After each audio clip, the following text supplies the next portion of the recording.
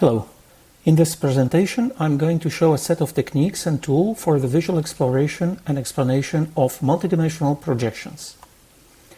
Multidimensional projections are techniques which take as input a high-dimensional dataset, such as a table, and create a typically 2D scatter plot.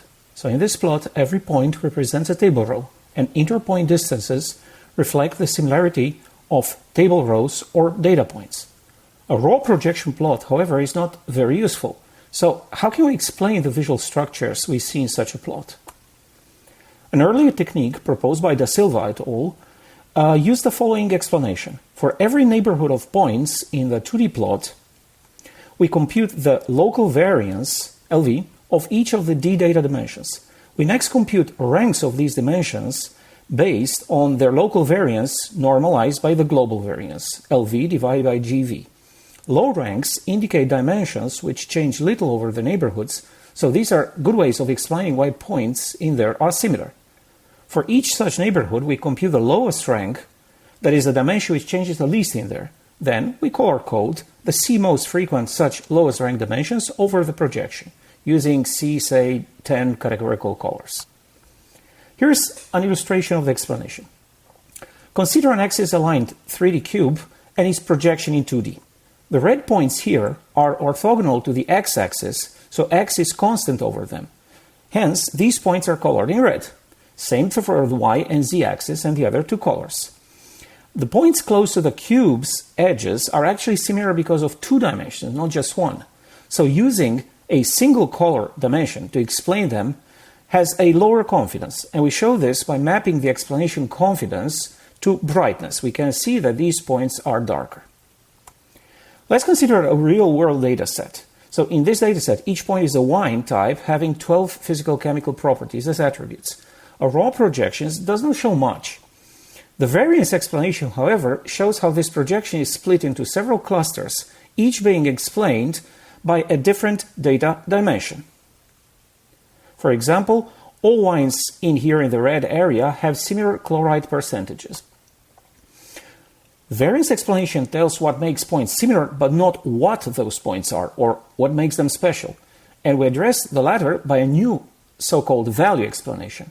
So this highlights the attributes that have unusually high or unusually low values over point neighborhoods. For example, here all the pink points have unusually high alcohol values. So we compute the value explanation similar to the variance one. For each neighborhood, we compute the local average of each dimension. Next, we rank dimensions by how much their local averages exceed the corresponding global averages. So in this case, high ranks will indicate dimensions which are unusually high over a neighborhood.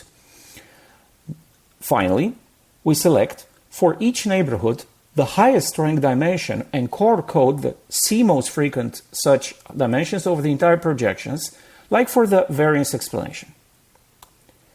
All fine, but we have a problem. Actually, we have several problems. Our explanations are so far global. We can show only about 10 dimensions since we map them to categorical colors. So this doesn't scale for datasets having tens or hundreds of dimensions. Separately, explaining a neighborhood by a single dimension is clearly limited because points might be similar due to more than a single dimension.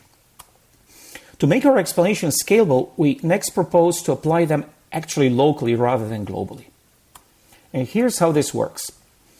The user brushes the projection with a lens, and then for all the points inside the lens, we show next all the dimensions in a separate widget sorted by increasing variance ranks or decreasing value ranks depending on the variance or value explanation mode. In this case, we have the cube data set, so we have a total of only 3 such dimensions. Then, for each dimension, we show several details. We show the global range, min-max of that dimension over the entire data set. We show the global mean. Then we show the local mean, that is the mean of the points inside the lens, and the local standard deviation. And we indicate when the global mean is smaller than the local mean by a green bar in the widget, and when the local mean is smaller than the global mean, we indicate this by a red bar. Our tool is scalable in both the sample count and in the dimension count. So the top two images show snapshots from a dataset having 115,000 point samples and 22 dimensions. And we can see how the projection scatter plot naturally scales to show that many points. The bottom two images show a different dataset. This has only 2,400 samples, but it has over 300 dimensions. And the right image shows the local explanations which can accommodate all these dimensions. Not shown here, but this widget can scroll down to show all the 300 dimensions. Computationally, our C++ implementation scales quite well. For datasets like the ones presented here, we need a few tenths of seconds to pre-compute the global explanations, and after that, the local brushing explanations work in real time. We evaluated our tool by an online study involving 23 participants. They got to analyze 3 real-world datasets. The first task in this analysis involved 4 so-called control questions. For these, we actually created ourselves a few snapshots using the tool and asked the users to answer certain questions about the datasets using only these snapshots. Then we checked the answers given by the users and found that all of them, almost all of them, overwhelmingly matched the correct answers that we found for all the datasets. Next, we asked the users to complete a more challenging task. We asked them to run the tool locally on their machines and analyze the 3 datasets and answer for each of them 3 more complex questions. These questions did not have a single correct answer.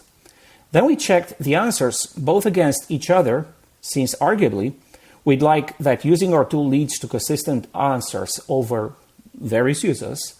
And then we also checked the answers against what we ourselves found to be the most likely answer or the few most likely answers for each dataset question combination. And we found quite good correlations in both the above aspects. That is, users found similar answers, which we also judged to be very likely correct ones. Our tool is openly available in GitHub for Linux, Mac OS, and Windows. And we invite all the interested researchers to try it out and let us know what they think about it. Thank you for your attention.